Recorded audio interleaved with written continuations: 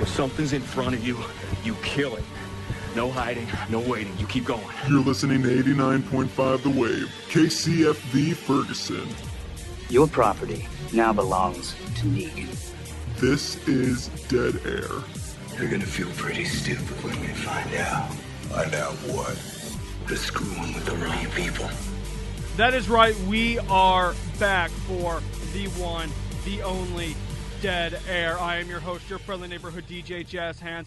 Back with, what can I say, probably one of the biggest episodes of Walking Dead we have ever gotten. Ever. I mean, if you missed, spoiler warning right now, if you missed last Saturday, you need to stop, you need to go back, you need to watch, because it was amazing. I, of course, am joined with the one, the only Anime. And, of course, I'm joined with the one, the only Big Bad Paul. Hey, what's up? And we're here to talk about last Sunday's epic Walking Dead episode, which, in my opinion, was one of the best episodes in the entire series. I would definitely say one of the best mid-season premieres. I can agree with that. There was so much that happened within one episode.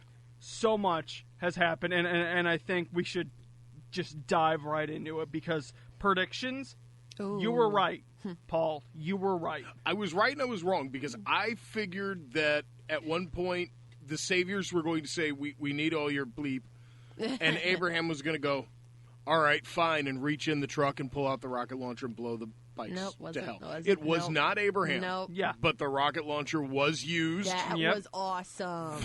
That was nice. I'm just sitting there going, oh my God. They said we were going to lose characters, but really, right in the first 5 minutes, and Abraham and Sasha together, and then all of a sudden the bikes just boom! And I'm like, oh. I don't think they're going to die. So, okay, one of the first things that I really kind of want to talk about is your overall thoughts of the episode. For me, I completely agree with you, JazzHandss, that it was one of the, I'd say, best-looking episodes. The pyrotechnics, the stunts, right on point. The show would not be what it is without the, obviously without the cast, with the crew and all the people who put their heart and souls, and probably blood, into the show and all of its amazing stunts. I loved near the very end. The whole episode was amazing. Near the very end with their big pyrotechnic explosion, with the fire on the water. I love stuff like that. Yeah. Overall, amazing episode. I got to see some people I didn't like die, which made me very happy. It's basically like you seeing Beth die. You're like, oh, I don't care. She can die. That was my opinion with these people. They can die. I don't care. And Ron had a chance. Yeah. Ron was playing along. Sam lost it.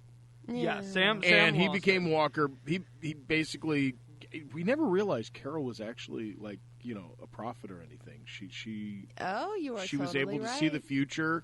Well, if she hadn't have told him that, do you think he would have still flipped out? I don't. I think Carol, God, I can't believe I'm saying this. I think Carol is directly responsible for Sam's death. Oh, you because had she not made that threat, I think Sam wouldn't have freaked out as bad about the walkers. I mean, he was a kid. He's still going to freak out. True. Yeah. But I don't think he would have had that. And I love the way they did that.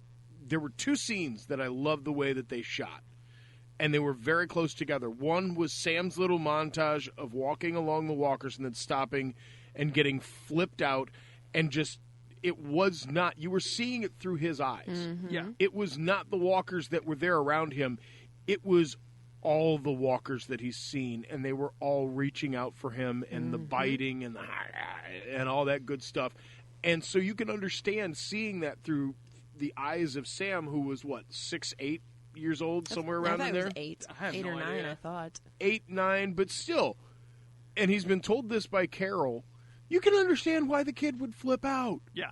True. And then the other one was right after that, when the other Alexandrians started seeing Rick and his... Well, first off, Rick went completely bat squat crazy. Oh, I am glad that they brought back Beast Mode Prison Yes. Rick. Yeah. It was completely Beast Mode Prison Rick. That was absolutely it. But that was also the catalyst for taking back Alexandria. Yeah. Yeah, Because definitely. when the other Alexandrians saw it, they started coming out. But again, my favorite shot, one of my favorite shots, was after all of the Alexandrians came out and all you saw was the zombie or the walker perspective, where it was just person after person swinging whatever weapon they had, and it was just a quick cut, boom, boom, boom, boom, boom. Rick, Michonne, seeing all these different characters, even Gabriel, and it perfectly captured the rage in everybody's minds. It did.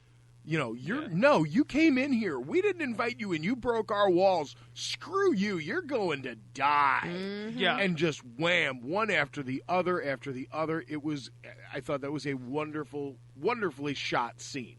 Yeah. I agree with that. And one of the other things that I think definitely was a big part of this episode was character development. Oh, that was huge. Yeah. I think we got a lot of character development, especially from 4 characters in and of himself went through extreme leaps and bounds in this episode, more so than we've seen probably in the first part of the season, if not last season.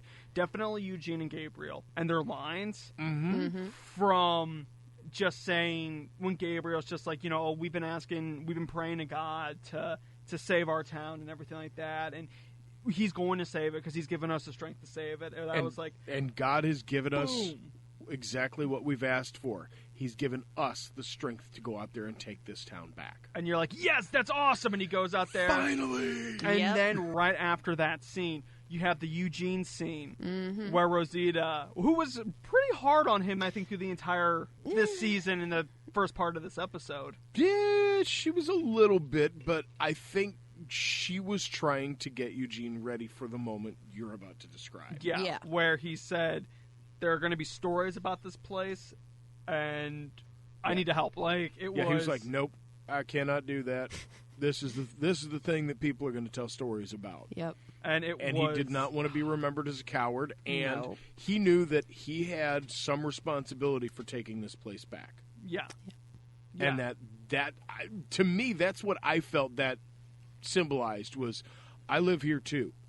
If we're going to take this back, I got to be in. I got to help. Yeah, exactly.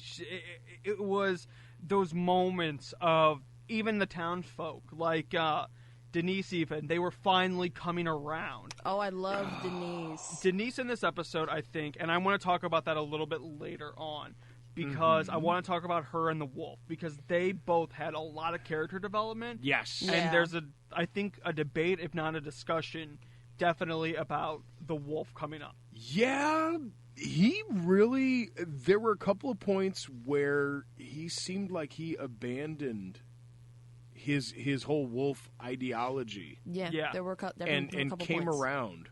Yeah.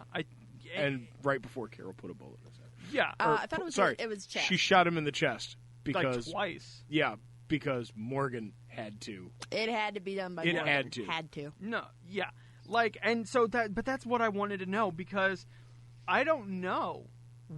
And this is where I want to ask, do you guys think that, the wolf was actually going to change, or do you think he was just doing it for himself? Because it seemed like Denise was getting to him. I would say she was definitely getting to him. The way she was acting, the way she was stepping up and kind of showing like Eugene had been, being a coward and not wanting to fight and not having to want to face her problems. She ended up doing that. We see, especially in the very end, before he gets the bullets in his chest, that he goes back and saves her, because I thought she was going to die. I thought, which was going to make me so mad because I love Denise.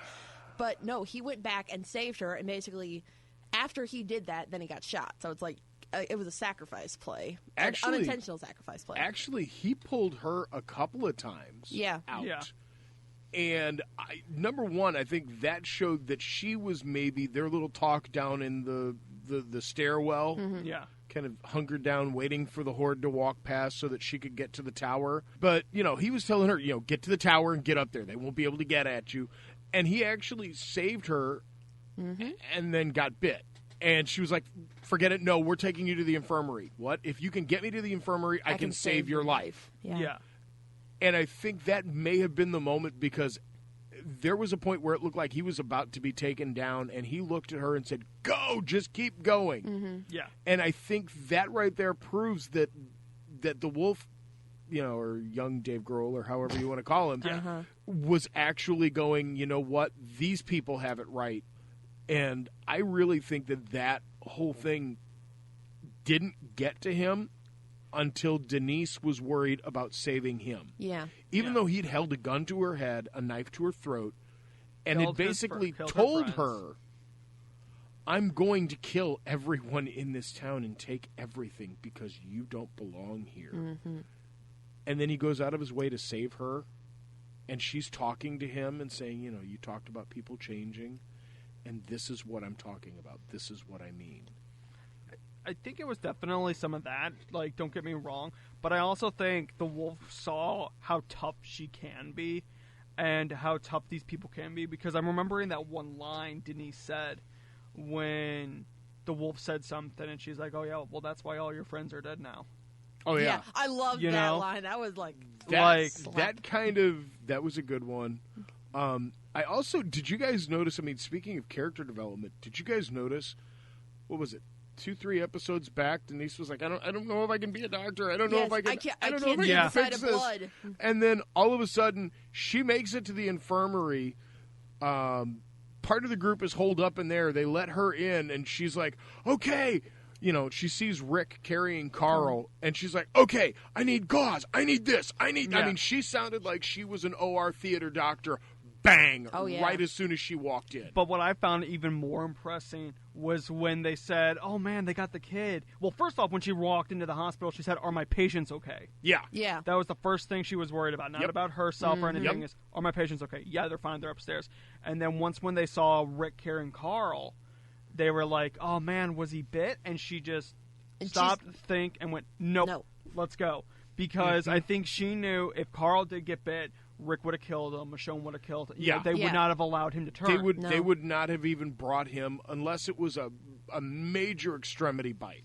Yeah. Like if it was a hand or something like that, they would have brought him in. Well, they would have already chopped it off. Yeah. And wrapped it and brought it in. Mm-hmm. Yeah, exactly. So, but I liked that. She had fantastic character development to the point where beforehand I couldn't care less about Denise. But now it's like she is one of my...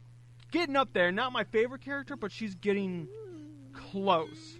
There was so much character development in this episode. And I want to take a quick break. Okay. Right now, and we'll come back and talk about it, because I still want to talk a little bit more about Father Gabriel, because he had a lot of character development in this, and Enid. So there was a lot in this episode. It was an amazing episode. Mm-hmm. Stay tuned, because Dead Air will be back after this. That is right. We are back to Dead Air here on 89.5 The Wave. I'm your host, your friendly neighborhood DJ, JazzHandss, and I am joined in the studio with the one, the only Anime and Paul, and we are talking about last Sunday's epic Walking Dead episode, which in my opinion, again, was one of the best episodes in the entire series. Epic all around. Yeah. And that seems to be almost universally shared. Loved this episode, and so I want to get right back into it. We were talking a little bit about the character developments within the show and how much these characters have changed, and I definitely want to talk about Enid, because Enid was one of the big ones, I think, that had completely changed from last season to where if I didn't like her before this episode, I like her now. Yeah. I can agree. I really like her now. Before, I could not care less. She was annoying. I mean, she was the little brat that pulled a gun on Glenn after the dumpster. Okay, she was, but think back to season 1. Yeah. Mm-hmm. Enid was Daryl. I'm alone. I can take care of myself. I'm with you guys just because for right now. But the minute, it all hits the fan, I can run off and I can go out on my own and I will survive.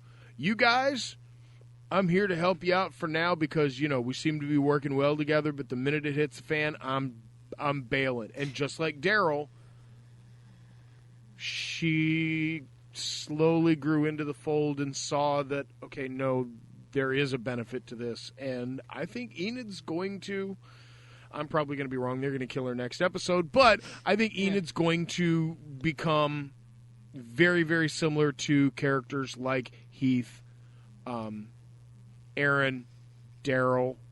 I think Enid's going to become and Glenn, one of the runners. Yeah.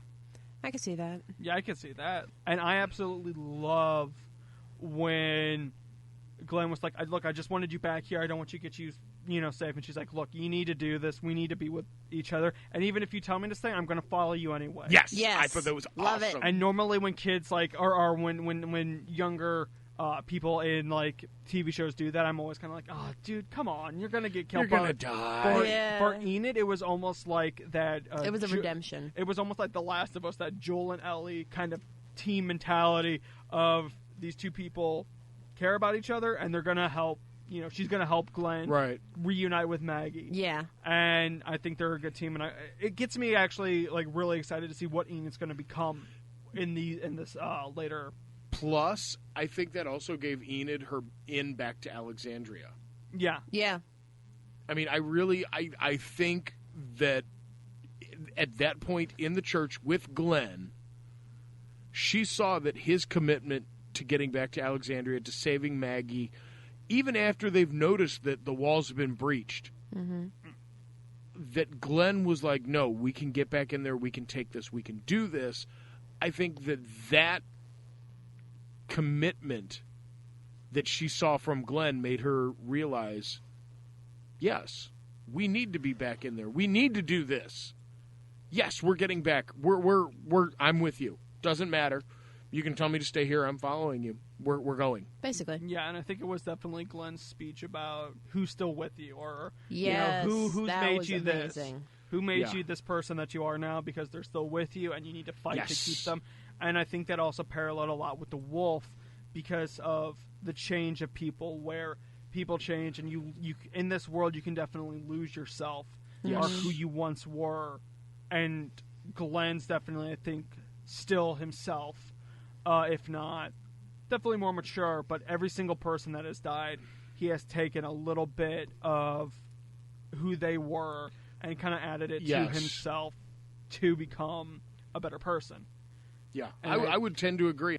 But to just kind of speed stuff up a little bit, because there's still so much we got to talk about. So much. We're slowly kind of starting to run out of time here, just a little. Yeah, wow, I didn't realize it was that much. Yeah. So, but I want to definitely talk about Carol and Morgan, because in this episode, they had some very, very, very interesting dialogue, and I really, really liked the scene between them.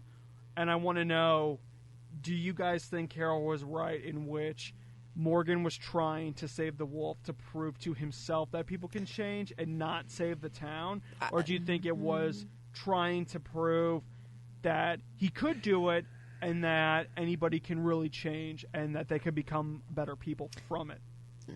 I had to agree with Carol on that one, that he saved the wolf for himself, like I wish I could remember the other guys. Like, his mentor saved him.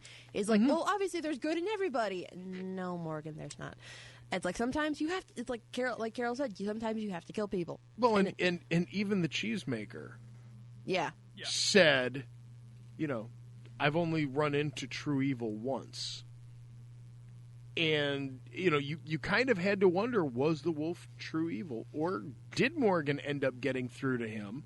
Or more precisely, Denise? It was Denise. I don't think it was Morgan. It was Denise, and the fact that when they were trying to get out, and Denise made the impact. It wasn't Morgan. I think, though, Morgan made an impact on Denise. That I will agree with. Yes. So I think the disciples of Morgan.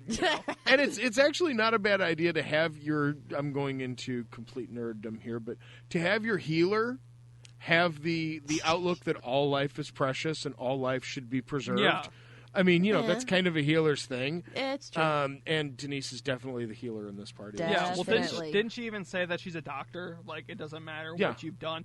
If you're hurt, she's going to heal going to you. help yes. you. Yeah, which makes me like Denise even more. Yay. But I have my own little theory with Morgan and Carol. A lot of people are saying, one's going to try and kill the other one. And it's going to be Carol trying to kill Morgan because Morgan won't kill. I disagree, and I think what's going to end up happening, and I hope I'm right, is that Carol's going to start becoming a little more reluctant to kill, and Morgan's going to start becoming a little less. Oh. Yeah. Baby steps, but I think Morgan is going to come to the realization that, okay, every life is precious, but you do have to at some point stand up for the ones you love and your people, and you have to do something. It will come down to the point where you may not want to kill, but you have to. Yeah. And I think Carol is going to go kind of the opposite way. I think Carol's going to start seeing Morgan's point and say, I don't always have to kill threats. Exactly. But, I mean, I don't know. Like, I think it's one of those things where, and you have to look at it this way. Like, Tara was essentially a bad guy to the group at one point. Mm-hmm. She was an enemy. True. But now she's one of the key members to the point where, you know, she can flip Rick off and get away with it, you know? Like... And she's getting a girlfriend. That... And that just kind of goes to show you that, like, with everybody, yes, people can change. Now, Tara wasn't necessarily bad in the beginning. No, but she threw in with the wrong crowd. Yeah, I think what's going to be the balance between both Morgan and Carol is you need to give those people a chance to change. And if you can't, and if it's clear that they're not going to change, then you have to do something about it, whether that's throw them in jail or a death sentence, no matter what it is. But this series, it's changing so much to where I can't pin it down to where I think where it's going to go. There's some stuff that I can. Yeah. Mm-hmm. But other stuff that I'm like, I don't know where Morgan and Carol are going to go. And it makes me even more interested to see what they actually do. I'm really looking forward to what they do with that dynamic. Yeah. Yeah. The Morgan and Carol dynamic, I'm interested in seeing what they do with the Abraham Sasha Rosita. Yeah. That's going to be an interesting one. Well, you know what I found kind of weird, and I want to talk about it because we're almost out of time, and I do want to talk about Rick and what we think the episode's going to, or where the show's going to go from here, because how can you top this episode? But did anybody else kind of notice that the stab wound was, like, kind of on his back? Like... What, with Daryl, or...? With Daryl. Yes. It looked kind of weird, like the guy attacked him, or was going to attack him, right when he walked him back there. And Daryl turned and got the upper hand. Like I think he was definitely going to do it, but it seemed like the way the blade looked, kind of going down, and the way it looked, the way it looked when the wound was being stitched by Denise after they got back in towards the end. Mm-hmm. Yeah, it looked like the guy attacked. He'd stabbed him in the back. Yeah, he stabbed him in the back, and Daryl then opened up a can of whoop ass. A very large can, possibly even a tanker. Yeah. Exactly. But okay, now I really want to talk about Rick because after Carl got shot in the eye, which for one I'm actually surprised they did. I really thought they weren't going to do it. No, I figured they would. I mean, so far the only thing we've seen them stop short of is killing Judith. Yet. Yeah. But I mean, we weren't sure if they were going to show Rick taking the chow out of the claimer's neck. They did. Mm-hmm. Yeah. We weren't sure if they were going to show Carl almost being molested. They did. Yeah. And then Carl getting shot in the eye. Which was amazing looking.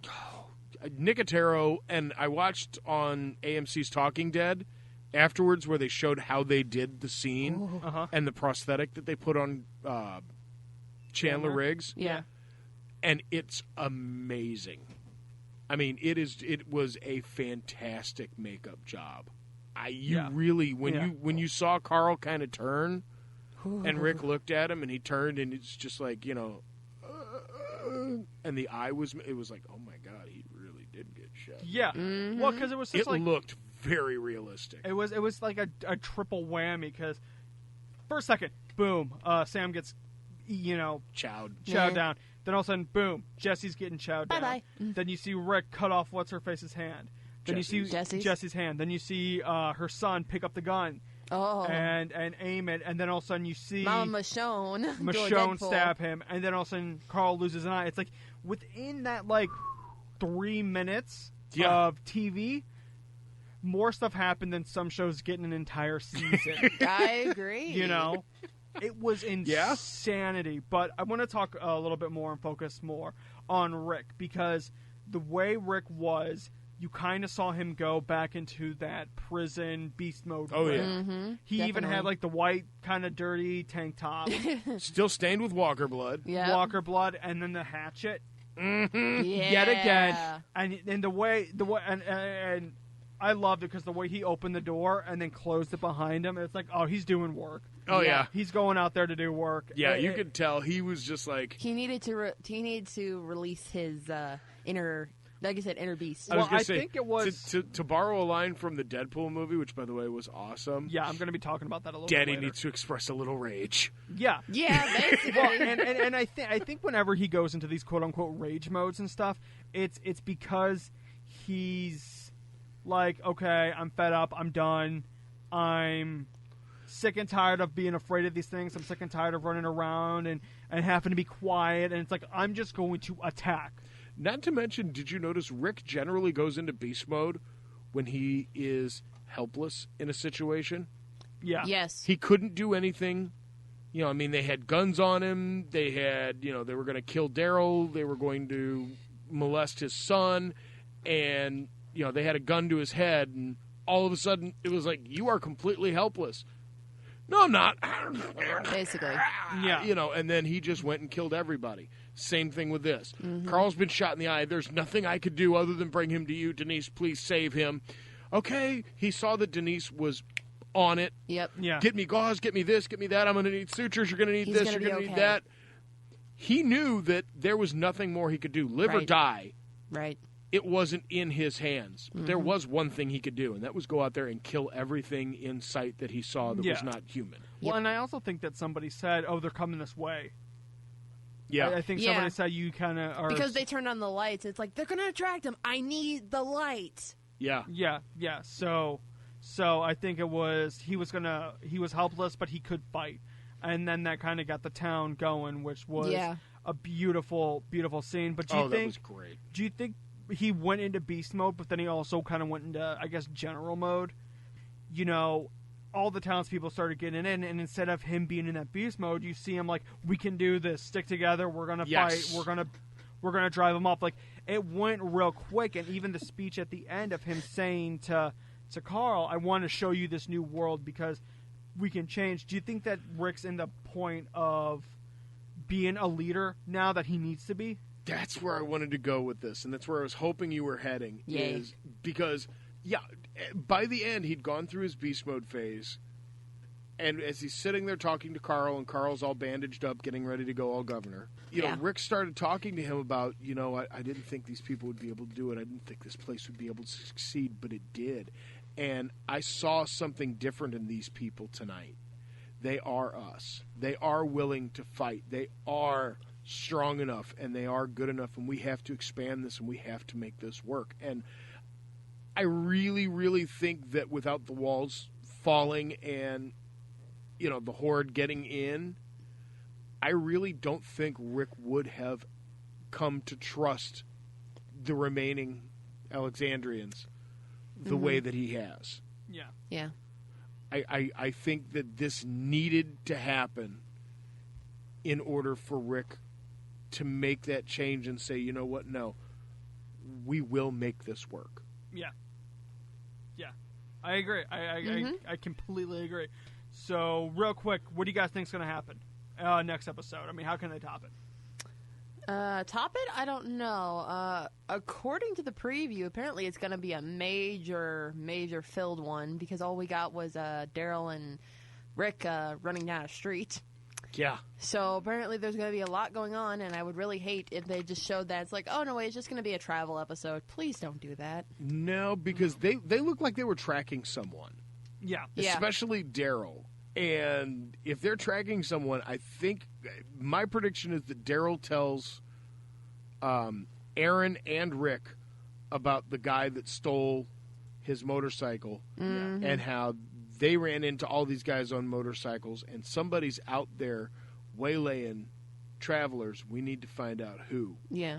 And I think that may be, they're trying to scout out where the saviors are and out-savior the saviors. Well, I don't know if they're going to be doing that. I think right now, because for all they know, I don't think it could have just been that group.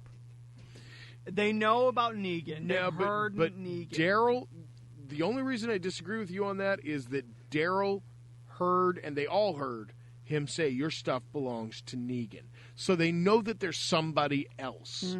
Yeah. And if there's like 12 guys out there, There's got to be more. there's going to be more because, he wouldn't, if this guy is, your people or somebody that our person would like to get to know, Mm-hmm.